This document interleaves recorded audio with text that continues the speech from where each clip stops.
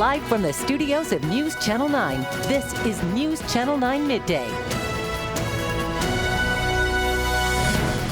Good afternoon, I'm Caleb Figures. The balance of power in Washington is still undecided as a paper-thin margin in the Georgia Senate race may force a runoff. Take a look at these current numbers. It's either the candidates gets 50% plus one vote in this race, it would trigger an automatic runoff election. A new Senate law requires that it takes place in exactly 4 weeks. Here's what Warnock had to say overnight. So y'all just hang in there. I'm feeling good.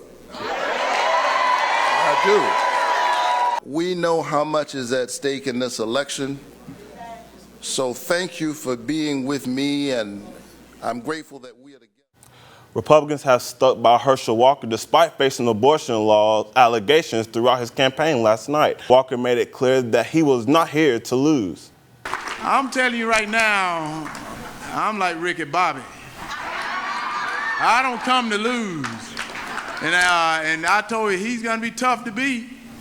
He's going to be tough to beat, but let me tell you what, he got the wrong Georgia. For now, the Senate race is still too close to call.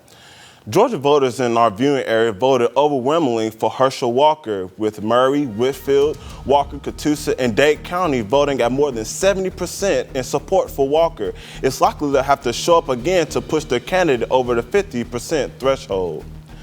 And more locally, Marjorie Taylor Greene won her re-election for Georgia's 14th congressional district. The AP called the race shortly after 9 last night when Greene had closed to the 60% of the vote. If Republicans win the House, she will likely become a key player in the Congress. In Nashville, Republican Bill Lee made it clear he is not wasting any time getting back to work. After winning a second term as governor for the volunteer stake, in fact, the Tennessee General Assembly had budget hearing this morning. In the victory speech, Lee talked about the future. The people are trusting us to improve the economy. They're trusting us to fight crime. They're trusting us to have safe schools and schools that are successful. And we better not disappoint them. The governor says state roads need to be repaired and built not just in the big cities. He vowed to focus on the state infrastructure, workforce development, fund local law enforcement, and improve Tennessee schools in the next term. He also acknowledged those who didn't vote for him.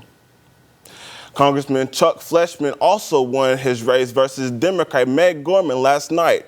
He'll be heading back to D.C. for a 7th term in the House. Fleshman joined other local leaders for a victory party at the Westin Hotel in Chattanooga. The Republican from the 3rd District is looking to take on more responsibilities if the Republican gain the majority.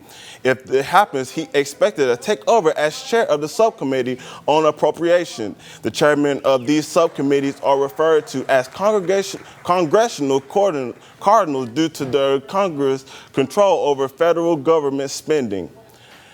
For all the race results and other political stories, head to our website, newschannel9.com.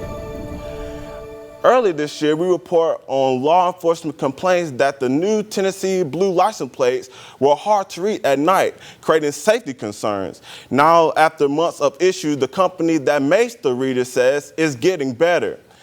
You can see here that when the license plates go by the readers, you can make out the numbers. Law enforcement has been working close with Flock Safety, the manufacturer, to find a fix.